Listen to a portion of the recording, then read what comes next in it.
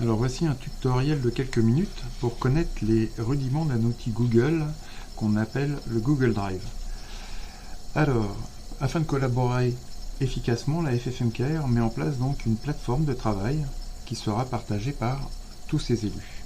Cette plateforme vous permettra donc d'échanger, de créer, de modifier tout type de documents sur lesquels vous serez amené à travailler. Cette plateforme s'appelle Google Drive et c'est un outil de Google comme le Gmail ou l'agenda. Elle est accessible depuis un compte Gmail.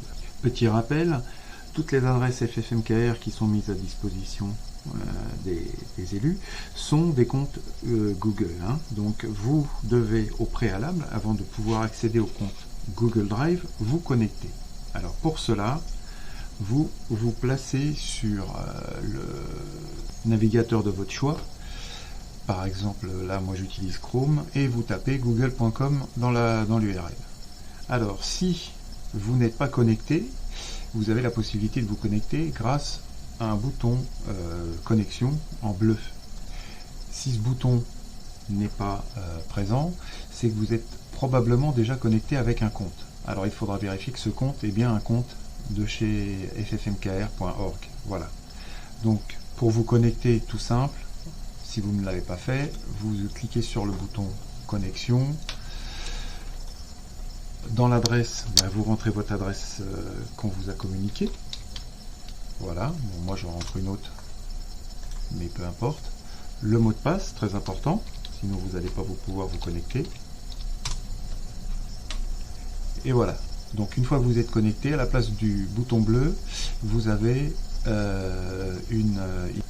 plutôt un avatar avec un rond et une lettre dedans. Alors maintenant que vous êtes connecté à Google, à côté de votre avatar, et donc il y a une nouvelle icône avec 9 points. Quand vous cliquez dessus, il y a une fenêtre qui s'ouvre affichant les différentes applications que Google vous propose. Nous, on va s'attacher à celle qui représente le Drive. Donc voilà, je clique sur le Drive et j'arrive sur ma page Mon Drive. Alors on va décrire rapidement la fenêtre. Donc dans la partie centrale, vous avez donc 5 grosses icônes, 5 ou 6 grosses icônes qui représentent les derniers documents touchés ou ouverts, que ce soit par vous ou par un tiers. Et en dessous, vous avez la fin le reste de votre drive.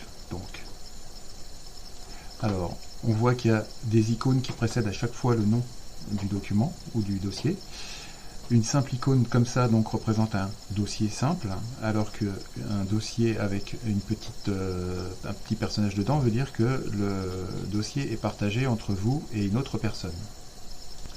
Vous avez également la possibilité d'afficher votre drive, alors soit de cette manière, soit en cliquant sur cette icône en mode grosse icône. Donc à vous de voir ce que vous préférez. Bon, personnellement, moi je préfère l'autre mode qui vous donne un petit peu plus d'indications sur les éléments de votre drive, donc notamment le propriétaire et la date de la dernière modification. Alors dans la partie gauche, vous avez un menu. Je vais surtout détailler ce qu'il y a dans mon drive et ce qu'il y a dans partager avec moi. Alors dans mon drive, vous avez tout en fait. Vous avez les documents que vous avez partagés ou les dossiers que vous avez partagés avec un tiers, les documents ou les dossiers qu'un tiers a partagés avec vous, vos propres dossiers qui sont privés, donc avec la petite icône vous les repérez, alors que dans le dossier partagé avec moi, vous ne retrouvez que les documents ou les dossiers qui ont été partagés par un tiers avec vous.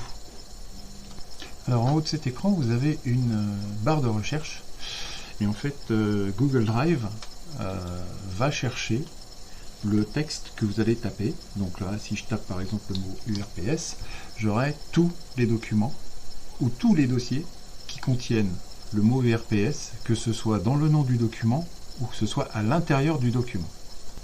Encore une chose, vous avez une corbeille en fait qui vous permet de récupérer vos documents que vous avez effacés. Donc par exemple, alors ces documents restent plus ou moins longtemps selon ce qu'on a chez Google, mais généralement c'est pas plus de 1 mois normalement. Et donc ça vous permet de restaurer un document que vous auriez effacé par mégarde. Alors voici les quelques fonctionnalités qu'il faut connaître. Donc ouvrir un dossier pour voir son contenu, donc il suffit de faire un double clic dessus et voilà, le contenu du dossier s'affiche. Ici, vous avez donc, on part de mon drive, du dossier statut, et là, on voit dedans que j'ai un dossier test et un fichier PDF qui s'appelle Assise livrée. Alors, idem pour voir le contenu d'un document, par exemple ce fichier-là, eh bien, un simple double-clic suffit, et là, le fichier s'affiche. Alors, si le document fait plusieurs pages, vous avez un ascenseur qui vous permet de voir toutes les pages du contenu. Très important, quand vous voulez refermer le fichier, ne fermez pas l'onglet là-haut, sinon vous partez du drive, mais vous avez ici une icône qui vous permet de fermer la fenêtre du fichier et de revenir à l'endroit où vous étiez. Donc maintenant, voyons le bouton plus nouveau, voilà, qui va vous offrir pas mal de possibilités au niveau des fonctionnalités. Donc la première qu'on voit là, c'est dossier, ce qui veut dire que je vais créer un nouveau dossier si je clique dessus. Là, il va me demander le titre du dossier, donc le rapport par exemple, et on clique sur le bouton créer. Quelques instants plus tard, hop, il apparaît dans mon drive. Alors, ce bouton plus nouveau, vous pouvez retrouver les mêmes fonctionnalités en faisant un clic droit sur un endroit du drive où il n'y a rien. Donc je retrouve exactement le même menu. Alors on va passer à un deuxième choix, par exemple, importer des fichiers. Donc ce sont des fichiers, des dossiers qui se trouvent sur mon ordinateur. Donc là, je peux prendre par exemple un fichier Excel, voilà, j'attends quelques instants et hop, il arrive. Alors, attention, ça arrive toujours dans le dossier dans lequel vous vous trouvez. Donc là, je suis dans le dossier statut. Alors, autre fonctionnalité et importante, c'est donc les différents documents de chez Google. Donc, par exemple, prenons un Google Doc, et là, quand je clique dessus, je vais créer un nouveau document. Alors, à noter que ce nouveau document se met dans un nouvel onglet, d'accord? Ici, j'ai mon onglet Google Drive, et là, j'ai mon onglet Google Doc, d'accord? Ici, je peux donner un nom à mon document, par exemple convocation, et là, je viens taper mon texte, voilà.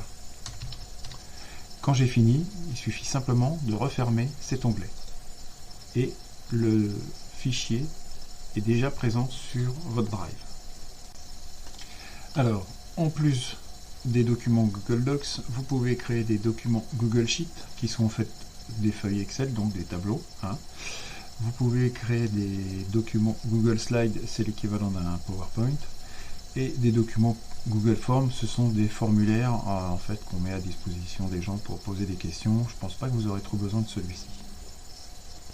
Alors ici, on est sur des documents qui n'ont pour l'instant pas été partagés. Mais par exemple, imaginons que je veuille partager mon dossier rapport.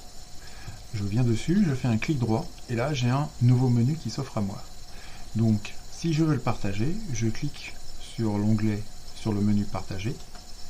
Il y a une petite fenêtre qui s'ouvre et qui va me demander en fait le nom de la personne avec laquelle je vais partager ce dossier. Donc, par exemple, je peux taper quelqu'un que je connais. Voilà. Je peux choisir de lui envoyer une notification, ce qui fait qu'elle recevra dans sa boîte mail que je viens de partager ce dossier rapport avec elle. Je ne suis pas obligé et je peux lui envoyer un message. Donc je fais ça et je clique sur le bouton partager. Et là, l'icône vient de changer. Admettons aussi que je me suis trompé d'endroit pour placer mon fichier PDF. Je fais un clic droit dessus et je fais déplacer vers. À partir de ce moment-là, je peux voir les dossiers qui sont en dessous du mien, donc, ou avec le mien. Donc là, par exemple, je peux le mettre dans le dossier rapport.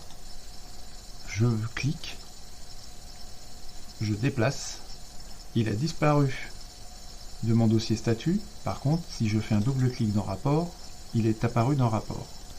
Alors, dans un premier temps, je ne vous conseille pas trop de faire ça avec les documents qui vont vous être livrés, parce que en fait, les gens ne les retrouveront pas. Donc là, c'était juste en fait à titre personnel, si vous voulez déplacer un dossier ou un fichier dans un autre dossier. Alors, important maintenant, je suis dans un dossier rapport qui est lui-même dans un dossier statut. Comment je fais pour remonter au niveau supérieur? Là, j'ai mon fil d'Ariane qui m'explique où je suis. Il suffit simplement que je vienne cliquer sur statut et je reviens directement sur le dossier statut. Alors, quelques autres fonctionnalités concernant les dossiers. Donc, je fais toujours mon petit clic droit dessus. Je peux supprimer le document. Et dans ce cas-là, si je le supprime, il ne sera pas définitivement supprimé, vous aurez toujours une chance de le retrouver dans la corbeille. Vous pouvez le télécharger pour l'avoir, par exemple, sur votre disque ou sur une clé quand vous allez partir quelque part et que vous n'aurez pas Internet, donc ça peut être important. Vous pouvez éventuellement le renommer si le nom ne vous plaît pas, et pour les autres options, je vous laisse les voir par vous-même.